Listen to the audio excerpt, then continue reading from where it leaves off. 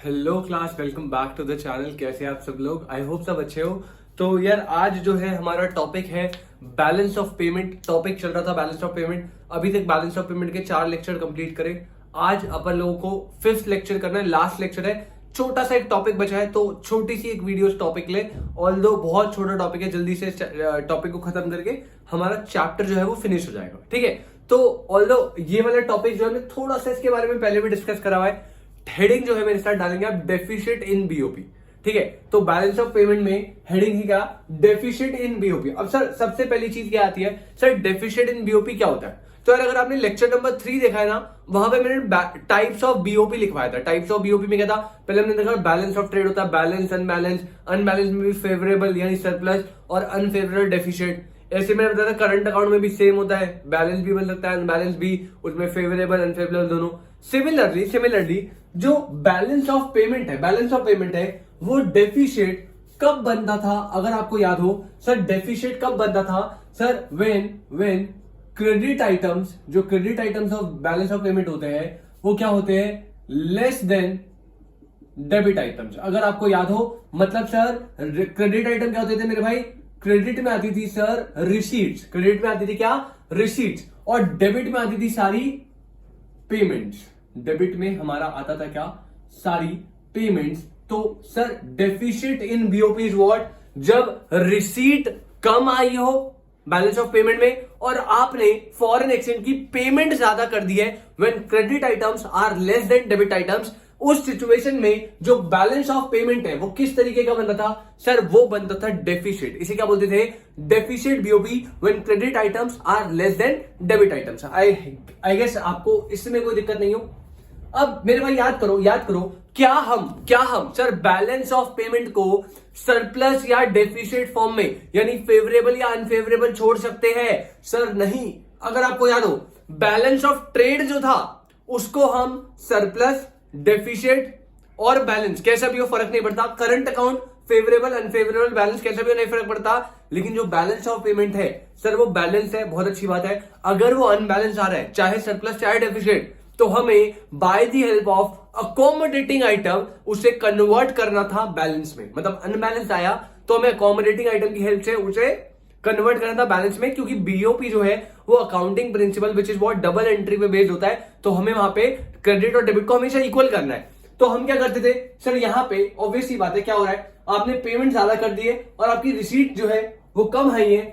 तो यहां पे इस जगह पे क्रेडिट आइटम की जगह पे आप क्या लिखते थे सर? ऑफिशियल ट्रांजैक्शन रिजर्व करके एक पॉइंट आता था, अकोमोडेटिंग आइटम था ये, और यहां पे जो भी इसकी अमाउंट कम पड़ती थी वो हम यहां लिख देते थे। ये जब भी डेफिशिट आता था बीओपी में, तो डेफिशिट की वजह से देखिए आपके पास आए कितने, आपके पास आए थे $80 और आपने जो पे कर दिए वो कर दिए $100। हाँ कि ना? अब सर यहां पे ये जो $20 की एक्सेस अमाउंट बच रही है जो आपको पे करनी है, वो कौन पे करता था सर? वो आके आरबीआई अपनी जेब में से दे देता था और उसका नाम था ऑफिशियल ट्रांजैक्शन रिजर्व। तो in case of deficit BOP हमारा क्रेडिट आइटम में official transaction reserve accommodating item आता है, जितने का भी कमी पड़ रही है आरबीआई लेकर आता है। और आप क्लियरली देख सकते हो इस पूरी सिचुएशन से, मतलब डेफिशिट बीओपी में से क्या बोलेंगे हम, there is decrease in foreign exchange reserve. Foreign exchange reserve में क्या होता है मेरे भाई, डिक्रीज होता है। सर देखो ना, आपने आया 20, आपने पे 100 करना है, तो $20 कंट्री को अपने रिजर्व में से पे करना पड़ेगा। तो इसीलिए डेफिशिट बीओपी के केस में आपका हमेशा फॉरेन एक्सचेंज रिजर्व क्या होगा, फॉल होगा। हाँ है ना, फॉरेन एक्सचेंज रिजर्व क्या होगा, फॉल होगा। आई होप इसमें आपको कोई भी दिक्कत ना हो। डेफिशिट बीओपी क्या होता है सर? जब क्रेडिट आइटम्स कम हो और डेबिट आइटम ज्यादा हो, मतलब रिसीट आई कम है, हमने पे ज्यादा कर दिया है। और डेफिशिट बीओपी के केस में हमारा क्रेडिट साइड में यानी रिसीट साइड में ऑफिशियल ट्रांजैक्शन रिजर्व करके एक अकोमोडेटिंग आइटम आता है, और इसकी वजह से फॉरेन एक्सचेंज रिजर्व में क्या हो जाता है, कंट्री के फॉल आ जाता है। और यही सिचुएशन हमारी कब हुई थी मेरे भाई, 1990s के टाइम पे। मतलब आपको याद है, अगर आपने इंडियन इको पढ़ा होगा तो न्यू इकोनॉमिक पॉलिसी को लाने के जब रीजन आप पढ़ते हो, ऑल्दो अभी हमें न्यू इकोनॉमिक इंडियन इको की पूरी सीरीज स्टार्ट करने वाले, बट स्टिल अगर आपने थोड़ा बहुत पढ़ा हो तो 1990s में जब न्यू इकोनॉमिक पॉलिसी को लाना था तो उसका one of the most important reason यही था कि हमारी कंट्री में फॉरेन एक्सचेंज रिजर्व खत्म हो गए थे। मतलब लिटरली हमारे पास सिर्फ इतना रिजर्व बचा था कि हम 1 या 2 हफ्ते का इंपोर्ट कर सकते हैं। उसके बाद अपने को पता नहीं था इंपोर्ट कहां से हुआ, ठीक है ना। तो बहुत क्रिटिकल सी सिचुएशन आ गई थी। फिर न्यू इकोनॉमिक पॉलिसी आई, धीरे धीरे फॉरेन कैपिटल आने लग गया इंडिया में, इन्वेस्टमेंट बढ़ गई, तो वो सिचुएशन ठीक हो गई। बट ऐसा कुछ 1990s में होता, डेफिसिट बीओपी की वजह से हमारे रिजर्व जो है वो बहुत कम हो गए थे। आई होप आपको ये क्लियर हो। ओके सर, जल्दी से इसे नोट करेंगे भाई, जल्दी से नोट करो। हाँ जी, तो आई होप आपने नोट कर लिया। चलिए सर, ये तो हमने सर समझ लिया डेफिसिट बीओपी क्या होता है, और सर डेफिसिट बीओपी आने की वजह से हमारे कॉन्सिक्वेंसेस क्या होते हैं, मतलब जो हमारा फॉरेन एक्सचेंज रिजर्व है उसमें बहुत ज्यादा फॉल आता है। अब सर इसी के बाद, इसी के नेक्स्ट में एक अगली हेडिंग डालेंगे मेरे भाई, मेरे साथ जल्दी से, causes of deficit in BOP. मतलब बीओपी में डेफिसिट आने के कॉजेज, कौन कौन से कॉज है, क्या क्या रीजन हो सकते हैं जिनकी वजह से हमारा बीओपी है वो डेफिसिट में आ सकता है। ठीक है, तो इसको आप 3 पार्ट में डिवाइड करेंगे मेरे साथ, 3 पार्ट में से डिवाइड करेंगे। सिंपल सिंपल से कॉजेज है, जल्दी जल्दी से, छोटा सा टॉपिक है, बस आपको पॉइंट याद रखने हैं और समझना है। सबसे पहला है इकोनॉमिक कॉजेज, सेकेंड होता है हमारा सोशल कॉजेज, और थर्ड है मेरे भाई क्या, पॉलिटिकल कॉजेज। क्या बोला मैंने सर, 3 कॉजेज है बीओपी में डेफिसिट आने के। The first one is what, economic cause, social cause और पॉलिटिकल कॉज। अगर मैं इनके अंदर पॉइंट की बात करूं तो यहां पे कुछ पॉइंट्स है। अगर मैं बात करूं किसकी, इकोनॉमिक कॉज, इकोनॉमिक कॉज कौन से है जिनकी वजह से बीओपी में क्या आता है मेरे भाई, डेफिसिट आता है, मतलब हमारी रिसीट साइड कम हो जाती है और पेमेंट साइड बढ़ जाती है। तो सबसे पहला जो पॉइंट है इकोनॉमिक कॉज में वो क्या है, इन्फ्लेशन। क्या है, इन्फ्लेशन। इन्फ्लेशन बोले तो इन्फ्लेशन का मतलब आपको पता है क्या होता है, rise in prices, rise in prices. अब मुझे एक बात बताइए, अगर चीजों के जो दाम है, चीजों के जो प्राइसेस है वो बढ़ गए, तो जब आप इंपोर्ट कराएंगे तो इंपोर्ट की वैल्यू क्या हो जाएगी सर, बढ़ जाएगी। एक्सपोर्ट हमने वही है, इंपोर्ट क्योंकि हमने खरीद रहे जो वो चीज एक्सपेंसिव हो गई तो इंपोर्ट की वैल्यू ज्यादा हो गई, मतलब डेबिट साइड ज्यादा, क्रेडिट साइड कम, इसकी वजह से बीओपी कैसा, डेफिसिट। तो फर्स्ट कॉज है इकोनॉमिक कॉज। इकोनॉमिक कॉज के अंदर जो पहला पॉइंट है वो क्या है, inflation. Okay sir, second point is what, second point है मेरे भाई high import due to development activities. क्या बोला मैंने, high import due to development activities.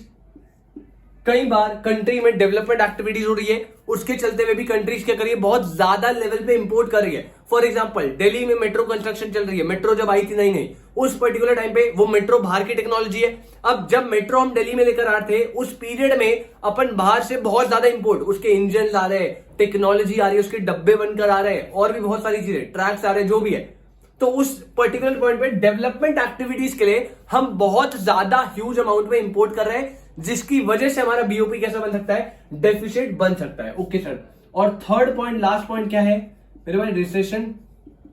Recession आपको पता है, मंदी, जब मार्केट जो है फॉल करता है, उस पर्टिकुलर पॉइंट पे भी हमारा जो बैलेंस ऑफ पेमेंट है वो कैसा बन सकता है, डेफिसिट। तो सर बैलेंस ऑफ पेमेंट में डेफिसिट आने के कितने कॉज, 3 कॉज। कौन कौन से मेरे साथ बोलेंगे sir, economic cause, social cause और पॉलिटिकल कॉज। अगर मैं फर्स्ट की बात करूं इकोनॉमिक कॉज, इकोनॉमिक कॉज में 3 पॉइंट बताए मैंने। सबसे पहला आपका क्या है, इन्फ्लेशन, सेकंड है high import due to development activities, और थर्ड क्या है, रिसेशन। सर अगर मैं बात करूं किसकी, सोशल कॉज की, तो सोशल कॉज में सबसे बढ़िया चीज क्या मेरे भाई, आपको पता है अभी अभी मार्केट में क्या आया था सर, कोरोना वायरस। क्या आया था मेरे भाई, कोरोना वायरस। अब मान लीजिए मैं यहां पे किसका बीओपी बना रहा हूं, चाइना का बीओपी बना रहा हूं। किसका बीओपी बना रहा हूं, चाइना का बीओपी। अब यहां पे सोशल कॉज में क्या बोल रहा है कि भाई मान लीजिए चाइना में कोरोना वायरस स्टार्टिंग हुआ था, अब यहां पे मैं चाइना का बीओपी बना रहा हूं, यहां पे चाइना के क्या आ रहे हैं सारे एक्सपोर्ट्स, और यहां पे सारे क्या आ रहे हैं, इंपोर्ट्स। मतलब यहां पे वो क्या कर रहा है, बाहर सामान सेल कर रहा है और यहां से बाहर सामान परचेज कर रहा है। अब हुआ क्या सर, जैसे ही चाइना में कोरोना वायरस के केसेस बढ़ने लगे, तो मुझे बताइए क्या रेस्ट ऑफ द वर्ल्ड जो कंट्रीज है, क्या वो चाइना से कोई भी सामान खरीदेगी? नहीं सर, नहीं सर। इसकी वजह से इनके एक्सपोर्ट क्या हो जाएंगे, बहुत ज्यादा फॉल हो जाएंगे। क्यों? लोगों को डर लगने लग गया क्या कि चाइना से अगर हमने कोई सामान खरीदा, मतलब अगर चाइना एक्सपोर्ट कर रहा है तो उससे क्या होगा, उससे हमारे सामान के साथ साथ कोरोना वायरस भी हमारी कंट्री में एंटर हो जाएगा, जो कि प्रॉब्लम है। तो उस टाइम पे चाइना के साथ कोई भी ट्रेड करने को रेडी नहीं था, मतलब सामान खरीदने को रेडी नहीं था। भेज तो रहे थे, भेज दो चलो, लेने को रेडी नहीं था। तो यहां पे चाइना के जो एक्सपोर्ट्स है वो ड्रास्टिकली फॉल हो गए। अब इंपोर्ट में बेसिक नेसेसिटीज तो मंगवा रहे, इंपोर्ट वही लेवल पे, इंपोर्ट आप शौका कर रहे थे, एक्सपोर्ट आप शौका कर रहे थे, बैलेंस बनना था। लेकिन जैसे ही कोरोना वायरस आया, आपके एक्सपोर्ट्स पे बहुत ज्यादा फॉल हो गया, क्योंकि बाहर मार्केट में आपसे कोई परचेज करना ही नहीं चाहता। उन्हें डर लग रहा है आप हमारे लिए सामान भेजोगे, साथ साथ 1-2 किलो कोरोना पैक करके भेज दिया, ठीक है। तो यहां पे उससे क्या हुआ, बीओपी में डेफिसिट क्रिएट हो गया, कोई दिक्कत। This is what social cause. और पॉलिटिकल कॉज में आपका पॉइंट आता है क्या sir, political instability and disturbance. क्या बोला मैंने, पॉलिटिकल इंस्टेबिलिटी या पॉलिटिकल डिस्टर्बेंस, जो कि मान लीजिए पर्टिकुलरली आप देखिए अफगानिस्तान जो कंट्री है, आपको अभी पता है अफगानिस्तान में क्या सिचुएशन चल रही है, तालिबान वाला पूरा ऐसे सिचुएशन गड़बड़ा रखा है। अब उस सिचुएशन में क्या होगा सर, उस सिचुएशन में जो कंट्री है वो क्या एक्सपोर्ट कर पाएगी, मतलब मान लीजिए ऐसी कोई कंट्री है जो वॉर की सिचुएशन में है, और वॉर की सिचुएशन में आपको क्या लगता है वो एक्सपोर्ट करेगी क्या सर? नहीं, उसके एक्सपोर्ट फॉल हो जाएंगे। पता है क्यों? क्योंकि वॉर की सिचुएशन में कंट्री किस पे फोकस करेगी, एक्सपोर्ट करने पे या वॉर इक्विपमेंट्स बनाने पे? अपने जो रिसोर्सेज है उनका डाइवर्जन कहां करेगी सर, वॉर की तरफ उनका ज्यादा ध्यान है। तो यहां पे पर्टिकुलरली उनके एक्सपोर्ट्स क्या हो जाते हैं, फॉल, और उनकी जो इंपोर्ट है वो तो उनपे कोई चेंज आता नहीं है, जिसकी वजह से फिर से हमारे एक्सपोर्ट कम है, इंपोर्ट ज्यादा है। तो बीओपी में क्या क्रिएट हो गया, डेफिसिट क्रिएट हो गया। तो यहां पे कॉजेज की बात करी मैंने sir, causes in deficit of BOP कितने कॉज बताए सर? 3 कॉज। कौन कौन से मेरे भाई? First is what, economic cause, social cause, political cause. Social cause में, सॉरी इकोनॉमिकल कॉज में सबसे पहला point inflation, second high import due to development activities, third क्या हो गया आपका, रिसेशन। सोशल कॉज की बात करूं तो सोशल कॉज में आपका कोरोना वायरस आ गया, चाइना का बीओपी था, कोई एक्सपोर्ट कर नहीं रहा, एक्सपोर्ट फॉल, इंपोर्ट वहीं पे है, तो डेफिसिट क्रिएट हो गया। और लास्ट पॉलिटिकल कॉज की बात करूं तो पॉलिटिकल इनस्टेबिलिटी, जैसे वॉर वगैरह की सिचुएशन है, उस टाइम पे भी जो कंट्री के रिसोर्सेज है वो वॉर पे ज्यादा फोकस रखते हैं, तो एक्सपोर्ट फॉल हो जाते हैं और इंपोर्ट आपके वहीं पे, तो इससे भी डेफिसिट क्रिएट हो सकता है। आई होप आपको ये कॉन्सेप्ट क्लियर हुआ। सर सबसे पहले आपने देखा डेफिसिट बीओपी होता क्या है, जब क्रेडिट रिसीट साइड कम होती है, डेबिट पेमेंट साइड ज्यादा होती है। इसकी वजह से क्रेडिट साइड यानी रिसीट साइड में ऑफिशियल ट्रांजैक्शन रिजर्व अराइज होता है, आरबीआई देता है अपनी जेब से, जिससे कंट्री के फॉरेन एक्सचेंज रिजर्व फॉल कर जाते हैं। इसके कॉजेज कितने? 3, इकोनॉमिक, सोशल और पॉलिटिकल। इकोनॉमिक में कितने? 3, inflation, recession, high import due to development activity. Social और पॉलिटिकल तो सिंपल से है। चलिए जी जल्दी से इसे नोट करेंगे, जल्दी से। आई होप आपको समझ आया। चलिए जी, आई होप आपने नोट कर लिया हो। तो ये था सर कॉजेज, किसमें? बीओपी में डेफिसिट आने के कॉजेज, ठीक है। तो deficit BOP done, causes done. इसकी लास्ट हेडिंग बची है क्या सर? लास्ट हेडिंग है measures to correct deficit in BOP. क्या बोला मैंने? Measures to correct deficit in balance of payment, BOP में किस तरीके से अपन लोग क्या जो हमारा डेफिसिट है उसको ठीक करें। अब फिर देखो डेफिसिट की सिचुएशन क्या है मेरे भाई, डेफिसिट की सिचुएशन क्या है, ये रही डेफिसिट की सिचुएशन क्यों आ रही है, उसके कॉजेज भी अपन लोगों ने देख लिए। अब मुद्दा उठता है कि सर अब बीओपी में डेफिसिट ना आए, इसको ठीक, या आ गया तो उसे ठीक कैसे करें, क्या क्या रास्ते? तो सबसे पहले डेफिसिट होता क्या है, रिसीट कम है, क्रेडिट डेबिट आइटम ज्यादा है, मतलब आपने रिसीट कम करी, क्रेडिट आइटम्स कम है और आपने डेबिट आइटम ज्यादा कर लिए। तो सर इसे ठीक करने के लिए point number 1 is what sir, सीधी सी बात है सर, क्रेडिट आइटम क्या है, कम है, तो क्रेडिट आइटम को क्या करो, बढ़ाओ। सर कैसे बढ़ेगा, वो कह रहे हैं सबसे पहले एक रास्ता क्या है ठीक करने का, इंक्रीज एक्सपोर्ट। एक्सपोर्ट को क्या करो, जितना ज्यादा हो सके इंक्रीज करो, अगर आपको बीओपी के डेफिसिट को करेक्ट करना है तो। Second one is what, second है आपका सर देखो क्रेडिट आइटम कम है तो क्रेडिट को बढ़ा दिया, कैसे बढ़ाया, एक्सपोर्ट को इंक्रीज करके। अगर डेबिट आइटम ज्यादा है, यहां पे डेबिट आइटम क्या है, ज्यादा है, सर इसे भी तो कम कर रहा है, तो इसे कम करने के लिए कह रहा है डिक्रीज कर दो मेरे भाई, किसको, इंपोर्ट को। तो दो चीजें, दो मेजर्स तो बिल्कुल सिंपल है सर, क्रेडिट कम है क्रेडिट को बढ़ा दो, एक्सपोर्ट को इंक्रीज कर दो। सर डेबिट ज्यादा है डेबिट को कम करना पड़ेगा, इंपोर्ट को डिक्रीज कर दो। और थर्ड पॉइंट क्या है सर, इसी से मिलता जुलता सेकंड से ही सर, इंपोर्ट सब्स्टिट्यूशन। क्या है? Import substitution. सर बोले तो मेरे भाई समझ के लो, इंपोर्ट सब्स्टिट्यूशन का मतलब है जो गुड्स आप बाहर से इंपोर्ट करवा रहे हो उन्हें इंपोर्ट मत कराओ, आप उन्हें डोमेस्टिकली प्रोड्यूस कर लो। मतलब इंपोर्ट की जगह पे इंपोर्ट को सब्स्टिट्यूट कर लो डोमेस्टिक प्रोडक्शन से। किससे सब्स्टिट्यूट कर लो? डोमेस्टिक प्रोडक्शन से। मतलब जो भी प्रोडक्ट आप बाहर से मंगवा रहे थे उन्हें बाहर से ना मंगवाते हुए अब आप क्या करो? डोमेस्टिकली प्रोड्यूस करो, तो ऑटोमेटिकली आपके इंपोर्ट्स क्या हो जाएंगे? रिड्यूस हो जाएंगे। हाँ कि ना? Yes sir. नेक्स्ट मेरे भाई लिखेंगे, नेक्स्ट पॉइंट इज व्हाट? पहला हो गया इंक्रीज एक्सपोर्ट, एक्सपोर्ट को बढ़ाओ, इंपोर्ट को कम करो, इंपोर्ट को कम करो, साथ में इंपोर्ट को सब्स्टिट्यूट करो। Next is what? Invite foreign capital. Invite foreign capital बोले तो आपको पता है FDIs, direct investment from abroad. Modi ji बहुत ज्यादा इनवाइट करते हैं कि बाहर की कंट्रीज हमारे कंट्री में आके इन्वेस्टमेंट करे। एप्पल जो है यहाँ पे मैन्युफैक्चरिंग करे, या माइक्रोसॉफ्ट जो है यहाँ अपनी फैक्ट्री लगाए। यहाँ पे अगर आप फॉरेन कैपिटल यानी एफडीआईज को इनवाइट करते हो, बढ़िया बढ़िया टैक्स बेनिफिट देंगे, ये देंगे वो देंगे, अगर आप ऐसी ऐसी बातें करके उनको लेकर आते हो, याद करो कैपिटल अकाउंट के क्रेडिट साइड में एक बहुत मेजर पार्ट था investment from abroad, direct portfolio दोनों वाली। तो अगर आपने फॉरेन कैपिटल को इनवाइट करा, मतलब बाहर से लोगों ने हमारी कंट्री में इन्वेस्टमेंट करी, तो सर क्रेडिट आइटम्स क्या हो जाएंगे? इंक्रीज। गोल हमारा यही है, क्रेडिट को बढ़ाना है और डेबिट को कम करना है। अब कैसे कैसे कर सकते हैं वो, ठीक है, ये हो गया sir. Next is what? Invite foreign capital क्या सर? क्या? Boost tourism. क्या बोला? Boost tourism. भाई टूरिज्म बढ़ाओ। मोदी जी कहते कभी तो आओ गुजरात में, ऐसे करके अमिताभ बच्चन ऐड देते ना। गुजरात का टूरिज्म बहुत बढ़ा रखा है। गुजरात में लिकर बैन है, लिकर से कोई इनकम नहीं है गवर्नमेंट की मेजर इनकम कहां से आ रही है? टूरिज्म से आ रही है सर, ठीक है ना। तो यहां पे अगर आप टूरिज्म बढ़ाओगे, फिर से बाहर के लोग आपके कंट्री में आएंगे घूमने, जिसकी वजह से जब वो आएंगे तो उन्हें इंडियन करेंसी चाहिए ना, तो अपनी करेंसी अपने को देंगे, अपन उनको इंडिया की करेंसी देंगे, फिर वो हमारी इंडियन की करेंसी यहीं खर्च करेंगे। दिस इज व्हाट, दोनों साइड से अपना बेनिफिट हो रहा है। और लास्ट जो है आपका लास्ट पॉइंट क्या हो गया? Devaluation of currency. क्या करो? Devaluation of currency. करेंसी को डीवैल्यू कर दो सर, करेंसी को डीवैल्यू कर दो। हाँ मेरे भाई, मतलब कि अगर $1 जो है वो 70 रुपए का है, तो इसकी जगह पे $1 की वैल्यू आप क्या कर दो? 75 कर दो। सर इससे तो नुकसान है मेरे भाई, ठीक है, आपकी जो है कंट्री की जो करेंसी है उसे आप डीवैल्यू कर रहे हो, बट इसका सबसे बड़ा बेनिफिट क्या होगा मेरे भाई? एक बात बताओ, जब पहले एक बंदा $1 देगा तब आपको उसे गुड्स देने 70 रुपए के, अब वही पर्सन $1 दे रहा है, आपको गुड्स कितने देने हैं? 75 के। तो यहां पे उस पर्सन के लिए जो बाहर से परचेज कर रहा है, उसके लिए आपके गुड क्या हो गए? महंगे, एक्सपेंसिव या सस्ते? जल्दी से बताएंगे।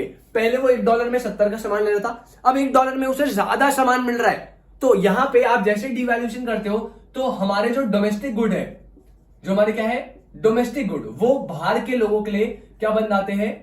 चीपर बन जाते हैं। और जिसकी वजह से इंपैक्ट क्या पड़ेगा? हमारे लोग जो है वो ज्यादा परचेज करेंगे, एक्सपोर्ट क्या हो जाएंगे? इंक्रीज हो जाएंगे। और हमारा मेन ही एम क्या है? क्रेडिट को इंक्रीज करना। ठीक है मेरे भाई, तो ये आपका डेफिसिट इन बीओपी का पूरा कॉन्सेप्ट है। ऑल्दो एमसीक्यू में सर्कुलर आया था कुछ, ये टॉपिक शायद कटा है, बट स्टिल ये टॉपिक से क्वेश्चन आ सकते हैं, आते भी थे।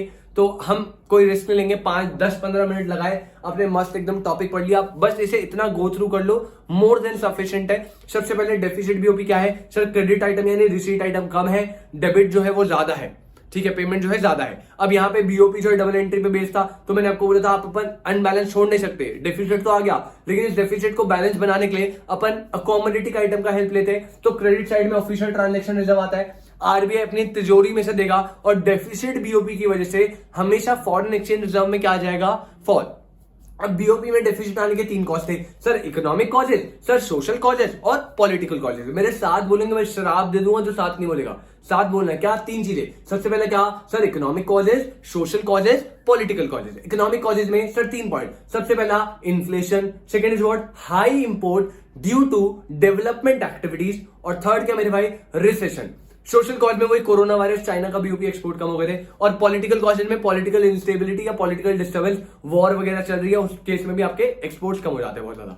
ठीक है, तो फिर अपन ने देखा कि बीओपी में डेफिसिट आ गया, इन रीजन की वजह से आ गया। अब उस डेफिसिट बीओपी को ठीक कैसे करें, तो नेक्स्ट हेडिंग क्या लिखी, measures to correct deficit in BOP. BOP के डेफिसिट को करेक्ट करने के क्या क्या मेजर है सर? मोटा मोटा बोलूं, क्रेडिट को बढ़ाना है, रिसीट को बढ़ाना है, डेबिट को कम करना है। अब कैसे? सबसे पहला, क्रेडिट को बढ़ाने के लिए एक्सपोर्ट्स को इंक्रीज कर दो। सेकंड इज व्हाट, इंपोर्ट को डिक्रीज कर दो। इंपोर्ट को कम करो, साथ में इंपोर्ट को सब्स्टिट्यूट करो, मतलब जो चीज आप इंपोर्ट करा रहे हो उसकी जगह आप उसे डोमेस्टिकली प्रोड्यूस करो।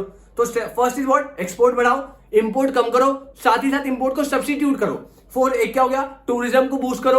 एक क्या हो गया, एफडीआई को इनवाइट करो बाहर से कि हमारी कंट्री में आके पैसे लगाओ। और लास्ट क्या, अपनी करेंसी को डीवैल्यू करो, ताकि बाहर के लोगों के लिए हमारे गुड्स सस्ते हो जाए और वो ज्यादा परचेज करे।